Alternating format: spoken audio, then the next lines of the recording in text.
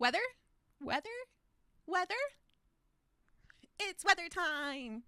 You don't have to yank so hard, I'm here to do the weather! Cold weather arrives over the eastern U.S. today with wintry weather to be spread from the Midwest to the Northeast. Western half of the map looks pretty good though. We'll keep an eye on you to see what develops. Temperatures, we've got 50s for Washington and Oregon, 60s for most of California, 76 down at the border though. Mountain states, we've got a mix of 40s and 50s depending on where you're at and your elevation. 73 down by the Arizona-Mexico border, 62 by the New Mexico-Texas border. Pleasy poos, we are cold up top in the mostly anywhere from the teens, but the 30s and 40s more commonly. And then it does warm up into the 50s by the time you get into parts of South Dakota, Nebraska, Kansas, and Oklahoma, all kind of 40s, 50s. And then Texas does dip a little hotter into the 60s, the 70s, and yes, 78 at the tip of Texas. Midwesty poos with teens up in the lake states. It does warm up a bit below that into the 30s. By the time you get into the Tennessee and Kentucky valleys, it's in the high 40s.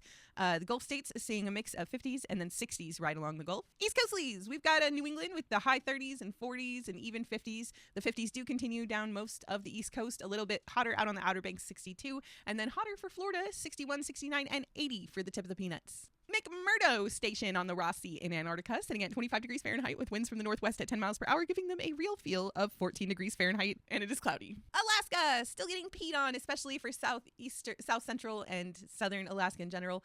We're expecting more for the Alaska Range and the interior heading into the weekend. We'll keep an eye on that for you.